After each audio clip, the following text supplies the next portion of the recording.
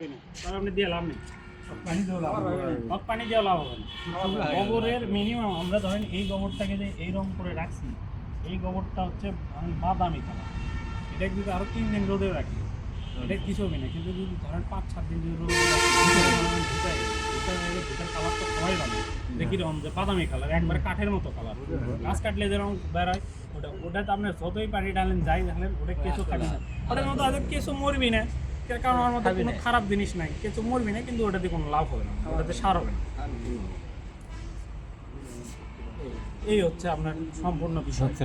এখন যদি কারো আপনাদের থাকে তাহলে করেন, না করতে পারেন। আপনি যদি মাটি দেন, এখন মাটি আমি যদি মাটি দেন তাহলে আমি বলি মাটি দিলে হয় কি, আমরা যখন এই গোবরটা তুলি তখন বেশিরভাগ সময় আমরা সবাই কোদাল ইউজ করি। কোদালের সাথে আসে মাটি আসে কি যখন সার চালবে যাবেন, মাটি হচ্ছে একটা আঠালো জিনিস, ওই সার চালবে যাবেন, সার চালে সারের মধ্যে মনে ধরেন গোবরের মধ্যে অনেক কিছু থাকে, প্লাস্টিক থাকে, তারপর পলিথিন থাকে, তারপর আমি গোবর সংগ্রহ করবার যায় আজ পর্যন্ত মনে করেন সোনা দানা বাদে গোবরের মধ্যে এমন কোনো কিছু নেই সেটা পাইনি। বাইরে যা ব্যবহার হয় ওষুধের মনে করেন প্যাকেটের থেকে শুরু করে এমন কোনো কিছু নাই, খালি সোনা দানা হয়তো মানুষ ফেলায় না। তাছাড়া এমন আমাদের গোবর আসে মনে করেন আমরা বাসা বাড়ির থেকেও সংগ্রহ করি, ধরেন আমাদের গোবর লেছে আমার ট্রাক দিয়ে, ওই গোবরের মধ্যে থেকে দেখা যায় মনে করেন 10 টন গোবর নিচ্ছে, 10 টন গোবরের মধ্যে থেকে মিনিমাম দেখা দেখেন হাফ মানে 500 কেজি 600 কেজি আবর্জনাই খালি বেরো, সব কিছু ছাড়ে দেয়। আর মেইন আরেকটা জিনিস, সেটা হচ্ছে আরেকটা জিনিস শত্রু আছে, সেটা হচ্ছে কি ছাই ভুল করে দিবেন না। কেঁচোর গায়ের থেকে যেটা হচ্ছে লিচেট বের হয়, এটা মনে হয় যে আমরা তখন মাছ যখন সময় মাছের আঁশটা তোলার সময় কী করি, ছাই দিই, কারণ মাছ লেয়ালপা থাকে, ওই আঁশটা তোলার সময় আমরা ছাই দিয়ে মাছ কোটে, আমাদের বাড়ির সবাই দেখছেন। এমন কেঁচো যদি এর মধ্যে ছাই দেওয়া হয়, ছাই হচ্ছে যতই পানি দেন যতই কিছু দেন ছাইয়ের মধ্যে তুমি নড়তে চড়তে পারবেন, এক পাশ থেকে আরেক পাশে যেতে পারবেন না। আপনার গোবরের মধ্যে যদি ছাই থাকে তাহলে কিছু করবি কি, ওর মধ্যে যাই ওর শরীরের থেকে ওই যতই রস বের করবে ওই ছাইয়ের মধ্যে আটকে দেয়, ছাই ওই রসটা চুষালে ওটি মনে করেন আটকে দিবি, উনি আর ওখান দিয়ে নড়তে পারবে না।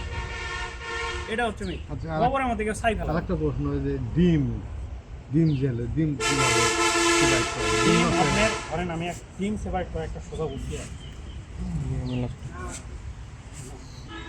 কারণ আপনার এটার মধ্যে ডিম আছে, যে এখন নাই অবশ্য, তারপরে খুঁজলে যদি দিয়ে একটা পাওয়া যায়, এখন বলা যায় না, কারণ এখনও ডিমের সিজন চলতেছে। আচ্ছা যাই হোক, আমারও মনে নেই অতটা। যেমন ধরেন এর মধ্যে ডিম আছে, বাচ্চাও আছে,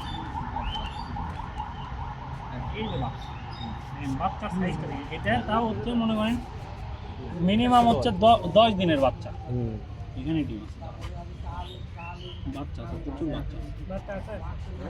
প্রচুর বাচ্চা বাড়ে। হ্যাঁ, এটা জমির যে আপনাকে লাভ কি, এই যে হচ্ছে ডিম, এই যে আপনাকে এটা হচ্ছে ডিম বড়ই তো, ডিম মোটামুটি বড় আছে, এটা তো পিঁপড়ার ডিমের মতো। শস্যের দানাগুলো প্রথমে একটু গাঢ় সবুজ হয়, তারপর যখন বাচ্চা বড় হয় মনে করেন এটার মধ্যে কিন্তু ডিমের মানে মুরগির ডিমের মতো কুসুম টুসুম সবই থাকে, বাচ্চা কিন্তু এটার মধ্যে থেকে ওই মুরগির ডিমের মতো বাচ্চা ফাটেই বের হয়। এটা হালকা আপনার তখন একটু বাদামি বা হলুদ কালার হয়ে যায়, প্রথমে কিন্তু গাঢ় সবুজ বা লাল থাকে, তারপর এই অবস্থা। মাথা তো সবাই বোঝা পারবি না, বারে মাথায় দেখেন এই পাশে ঘন একটু কালচা কালার হয়ে আছে, এটা হচ্ছে ডিমের মাথা, ওই দিকটা বাচ্চা বের হয়, ওই দিকে ওটা হচ্ছে নরম জায়গা, এই দিক ফাটাই হচ্ছে এটা দেখেন উপরে একটা শুঙ্গের মতো আছে, আর এই পাশে শুঙ্গের মতো দেখা যাচ্ছে ওপরের উপরে, ওই শুং ফাটে বাচ্চা বের হয়। হ্যাঁ, এখন এই ধরেন এই ডিমটা আছে এর মধ্যে, এতগুলো সারের মধ্যে একটা ডিম আছে, ওটা আমি সেপারেট করবো।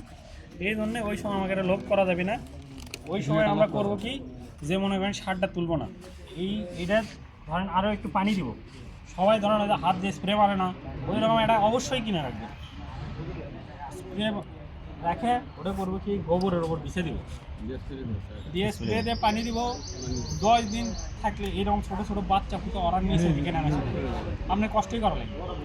আর যদি ওটাই নিয়ে যায় যদি জমির দেন, আপনারা যে আরে কীটনাশক মারা শুরু করছেন, ওই বাচ্চাও থাকবি না, ডিমও থাকবি না, কিছুই থাকবে না, জমিতে কিছুই পাবেন না। এই হচ্ছে স্থিতি থাকলেও নেই। তাহলে অত কিছু উপকার পাওয়া গেল। আপনার এই কেঁচোটা হবে কি, ধরেন আপনার মাটি খেতে পারবে না, এই গেলে আপনার জমির যে পচে যাবে। কিন্তু এর যে মনে করেন আমরা পচে গেলে কি পোকামাকড় খায়, ভালো পোকামাকড় খায়, কিছু খারাপ পোকামাকড় খায়। তো এই মনে করেন এই পচে গেলে এই একজনের খাবার হবে, আপনার জমির যেগুলো ব্যাকটেরিয়া আছে ব্যাকটেরিয়ার খাবার হবে, অণুজীবের খাবার হবে। এমন অণুজীব হচ্ছে যদি আপনার জমির মধ্যে থাকে তাহলে সুবিধা কি, আপনারা ধানের গাছ এখন শক্ত করার জন্য ড্যাপ মারেন, কিন্তু ড্যাপ মারে আলুর সময় দেখি করেন ওটি আবার হাল দেওয়া আবার ভুরভুরা করেন, তাহলে জমি দিচ্ছেন বারবার প্রেশার, একবার ভুরভুরা করেছেন একবার শক্ত করেছেন। অণুজীবের কাজ হচ্ছে কি, অণুজীব আপনার শিকড়টাকে যত নিচে দিকে নিয়ে যাওয়া সম্ভব তত নিয়ে যাওয়ার চেষ্টা করে। তাহলে ধানের গাছে যদি আপনার নিচে দিকে শিকড়ই যদি বেশি গভীরতা পর্যন্ত দেয় তাহলে হবে কি, ধানের গাছ অটোমেটিকলি শক্ত হবে, বেশি বাতাস উঠলে পড়ে যাওয়ার তেমন একটা সম্ভাবনা থাকে না। এখন আপনারা ধান চাচ্ছে যে আমি আগাম বাজারে দিয়ে দেবো, আমার ধান তাড়াতাড়ি হলে হলো, আমার 3 মাসের 90 দিনের টাকা, আমার যদি 10 দিনের ধান হয় আমার আরও ভালো, আমি তাড়াতাড়ি নিয়ে গেলে বেশি টাকা পাবো। এই জন্য করে কি শিকড় বেশি দূর না যাতে ধান মনে করেন ধরে এত বড় বড় ঝোপা হয়ে যায়, ধানের গাছ মনে করেন একদিকে হাল ধরে থাকে, বাতাস উঠলে পারে ওই এদিকে হেলে যায়। এই অণুজীবগুলো করে কি মাটি এমনভাবে ভুরভুরে করে আপনার মাটি মনে করেন এইরকম শিকড় যাতে খুব অল্প সময়ে আপনি নিজ দিকে শক্ত হবে, তাহলে আপনার ধানের গাছে শক্ত হলো। আলু যখন ফুলে উঠে মনে করেন জমিকে আপনার চাপ দিচ্ছে, তখন মাটি এমন আপনার মানে দানাদার হয়ে আছে বা ভুরভুরে হয়ে আছে, আলু আপনার একটা ভালো শেপ একটা সাইজে চলে আসে। তখন অল্প সময়ে ধরেন বৃষ্টি হওয়া বা জমি পানি দেওয়ার আগে মানুষ যে আলু মনে করেন তোলার পাড়াপাড়ি থাকে, তখনই যা দেখবেন যে আপনার পাশের জমির থেকে আপনার জমিতে অণুজীব বেশি থাকলে আপনার জমির আলু ওই কম সময়ে বেশি বড় আছে, অল্প দিনেই বেশি বড় হয়ে গেছে শেষ সময়।